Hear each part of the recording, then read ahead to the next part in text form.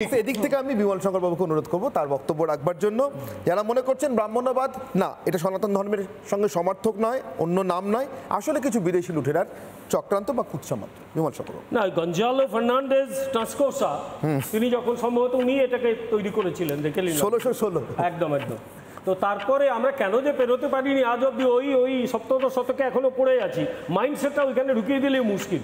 আর ওইদিকে তিনজন যদি সিপিএমের লোক থাকতো আমার সুবিধে হতো, আমাদের সুবিধে হতো, কারণ এটা বলেছেন সিপিএমের একজন নেতা, ওরা কেউই সিপিএম করেন না, অযথা নিজের জীবনটাকে নষ্ট করছেন পিনাই বিজয়নের মতো লোককে সাপোর্ট করতে গিয়ে। ওনাদের বক্তব্য অন্য আলোচনা হতেই পারে, যাই হোক আমার বক্তব্য এখানে পরিষ্কার যে এই ব্রাহ্মণ্যবাদ, আমি নিজে বলে দিই, আমি নিজে একজন হিন্দু ব্রাহ্মণের ছেলে, আমার একটা পৈতে হয়েছিল, এখনো আমার কাঁধে সে পৈতেটা রয়েছে, আমি খুলিনি, আমি গর্বিতভাবে বলতে পারি আমি একজন হিন্দু ব্রাহ্মণের সন্তান। কিন্তু 35 বছর 36 বছর অধ্যাপনা জীবনে আমার ছাত্রছাত্রীদের জীবনে কখনো ভাগাভাগি করিনি।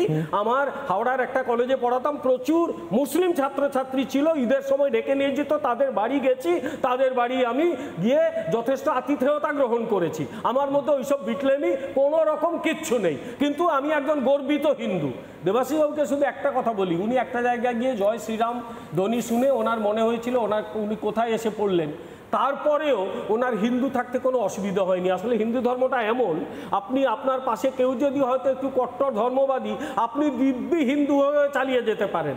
আপনি যদি হিন্দু হয়েও ঘোষণা করেন যে আমি ধর্ম মানি না, আপনি তাও হিন্দু হয়ে থেকে যেতে পারেন। আপনি যদি হিন্দু হয়েও কৃষ্ণর নামে রাধার নামে ঠাট্টাই আর কি করেন ফেসবুকে, কেউ আপনার গলা কাটতে আসবে না। আপনি শুধু অন্য ধর্মের যে প্রবক্তার নামে একটু বলে দেখুন, তারপর কিভাবে আপনার বাড়িতে বেঁচে থাকেন দেখবেন। এই হচ্ছে পার্থক্যের জায়গা।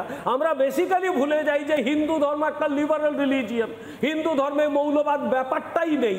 দু একটা লোক যদি মৌলবাদী ভাবনা চিন্তা আনেও, গোটা সমাজকে দেখে ভাববো নাকি দু চারটে লোককে দেখে ভাববো? আমি বারবার এই কথা বলতে চাই, কারণ সুশীল কুমার সিন্ধেকে দিয়ে বলানো হয়েছিল যে হিন্দু মৌলবাদ, বেসিক্যালি উনি একটা ওয়াইল্ড গিস চেস করেছিলেন, হিন্দু মৌলবাদ বলে কিচ্ছু হয় না। কিন্তু গোটা পৃথিবী মেনে নিয়েছে যে মুসলিম ধর্মের একটা অংশ মৌলবাদে পরিণত হয়েছে, সশস্ত্র হয়েছে, তারাই এখন সমাজের পক্ষে বিপজ্জনক। সবাই আবার বলছে না লিবারেল মুসলিম আছে, তাই বাংলাদেশে লিবারেল মুসলিমরাও মার খায়, হিন্দুরাও মার খায়, কারণ আওয়ামী লীগ, ওখানে আওয়ামী লীগ প্রথমের দিকে মার খাচ্ছিল, এখন আর নেই, এখন হিন্দুদের ধরে ধরে মারা হচ্ছে। আসলে এই ব্রাহ্মণ্যবাদ না অনেক কিছু, কীরকম ব্রাহ্মণ্যবাদের নাম করে সর্বনাশও আনা যায়।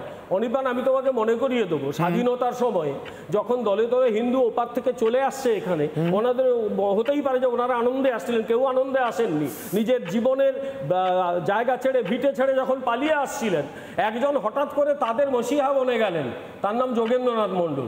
তিনি বলতে শুরু করলেন, ভাই সব আমরা সবাই দলিত মুসলিম ভাই ভাই, ব্রাহ্মণ্যবাদ আমাদের বিরোধী, ওদের মধ্যে বিরোধ নাই, তোমরা সব থেকে যাও। এক বছরের মধ্যে নিজে পালিয়ে এলেন এখানে, দিয়ে সম্ভবত পৃথিবীর দীর্ঘতম পদত্যাগপত্র পাঠিয়েছিলেন। এখানে এসে কংগ্রেস করার চেষ্টা করেছিলেন, নির্বাচনে দাঁড়িয়েছিলেন, লোকে পাত্তা দেয়নি, পরবর্তীকালে মাথায় একটু গোলমাল দেখা দিয়েছিল, মারা গিয়েছিলেন। যা সর্বনাশটি করে গেছেন সেটা হচ্ছে যে এই পূর্ব বাংলার তৎকালীন সময়ে এখন বাংলাদেশে যে লক্ষ লক্ষ নিম্নবর্ণের হিন্দু, তথাকথিত নিম্নবর্ণের হিন্দু, তার কথায় বিশ্বাস করে থেকে গিয়েছিল জীবন দিয়ে, মেয়েদের মান সম্মান দিয়ে আজকে নিজেদের শেষ হওয়াটা দেখছে। ব্রাহ্মণ্যবাদকে কি বলবো, কলুষিত করার এটা একটা বড় কারণ। আচ্ছা অনির্বাণ, কটা ব্রাহ্মণ রাজা আছে বলো দেখি ভারতবর্ষে? আমি তো সে দাহিরের নাম শুনেছিলাম, তারপরে ব্রাহ্মণ তো রাজা শুনিনি।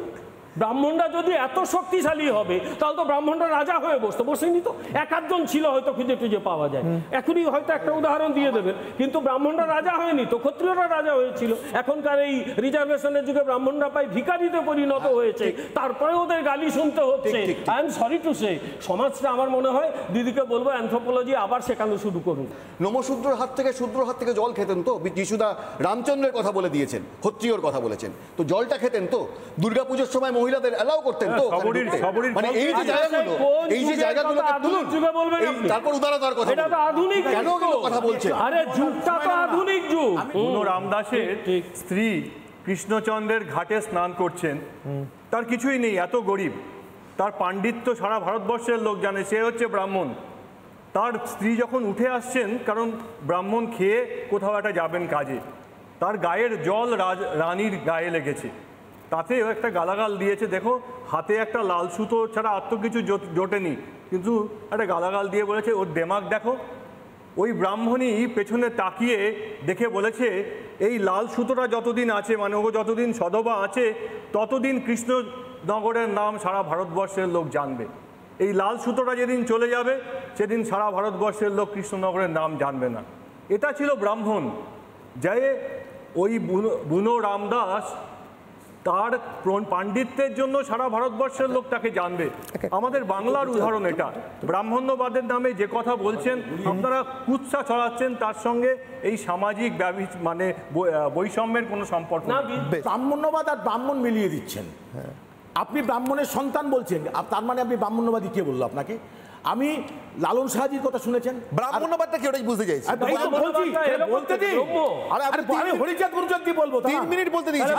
হরিচাঁদ গুরুচাঁদের বাড়ি গেছি আমি, তিনি জন্মেছেন যেখানে। দেখুন, তার এখনো পর্যন্ত তিন পুরুষ যারা বেঁচে আছেন, আমি ঠিক এই প্রশ্নটা করেছিলাম, কেউ হরিচাঁদ গুরুচাঁদ মা একটু বলবেন? আমি এখনো ছবি দেখাতে পারি আপনাদের, কোন বাড়তি তার কথাটাও শোনাতে পারি, অডিও আছে আমার কাছে, যে মা হরিচাঁদ গুরুচাঁদ কোথায় পড়াশোনা করেছেন? বলে মাদ্রাসায়। কেন মাদ্রাসায় পড়তে হলো? বলে ব্রাহ্মণ, তখনকার দিনে ব্রাহ্মণ্যবাদী অত্যাচার। কোন ব্রাহ্মণ্যবাদী? কি আমার ব্রাহ্মণ্যবাদ শব্দটা বলেছেন? হ্যাঁ হ্যাঁ, একদম। শোনাবেন?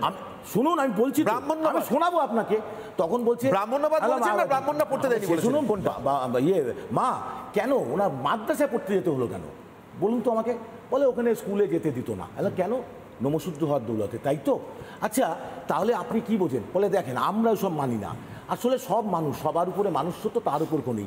অর্থাৎ যে মানুষকে ছোট চোখে যারা দেখে, কোনো মানুষকে ছোট চোখে যারা দেখায়, তারাই হচ্ছে ব্রাহ্মণ্যবাদী। এই যে যাকে আপনি যেভাবে আপনি ব্রাহ্মণ্যবাদকে অভিহিত করলেন, হ্যাঁ, এটা কি আপনার সনাতন ধর্ম না? মানে এটা সনাতন ধর্মটা মানে এটা না, মানুষকে ছোট চোখে দেখা। সনাতন ধর্ম তো তার ব্যক্তিগত বিষয়। এটাই তো বলেছেন। এবার বলি আপনাকে, না না, এইখানে বৈদিকতন্ত্র আসবে কেন? ওই যে ঋগ্বেদ, সামবেদ, তাহলে আপনি বলুন এইখানকার আমাদের পশ্চিমবঙ্গের যে মুসলিম সমাজ, এই যে মল্লিক, বিশ্বাস, মণ্ডল, এই টাইটেলগুলো সবাই কি মনে করেন সেই একদম মুসলিম সমাজ, মানে কনভার্টেড? পশ্চিমবঙ্গে মুসলিম কথা কনভার্টেড, পশ্চিমবঙ্গ কনভার্টেড, তাই তো? কনভার্টেড মানে নমসূত্র থেকে কনভার্টেড, কিসের জন্য? নমসূত্র থেকে কনভার্টেড হতো বিভিন্ন সমাজ থেকে। জাস্টিস পার্টির আমল থেকেই তামিলনাড়ুতে সমাজ বদল ঘটেছে, এবং যখন আলটিমেটলি সেখানে রিজার্ভেশন বাড়তে শুরু করলো, ব্রাহ্মণরা তামিলনাড়ু ছেড়ে বেরিয়ে চলে এলো। আমি যে অঞ্চলে আমার উচ্চশিক্ষা প্রতিষ্ঠান প্রচুর, আমার তামিল ছাত্রছাত্রী আছে, সমস্যা যেটা হলো যে তারপরে লড়াইটার ব্রাহ্মণরা লড়াই করার জায়গা নেই। এখন তামিলনাড়ুতে কাস্ট লড়াই কাদের সঙ্গে হয়? সকল পিছড়া বর্গের সঙ্গে দলিতে। দক্ষিণ তামিলনাড়ুতে কটা উদাহরণ চান? ভাগতে ভাঙতে এখানে যায়, কটা উদাহরণ চান? সুতরাং ঘৃণা ছড়াতে ছড়াতে আমি কিন্তু একটা স্ট্যান্ড বলছি, ব্রাহ্মণ আর ব্রাহ্মণবাদী এক নয়। নানা ধরনের কন্টেন্ট দেখার জন্য লাইক করুন, শেয়ার করুন আমাদের ফেসবুক পেজ, সাবস্ক্রাইব করুন আমাদের ইউটিউব চ্যানেল। পাশাপাশি অন্যান্য ব্রেকিং নিউজের জন্য অবশ্যই চোখ রাখুন রিপাবলিক বাংলায়।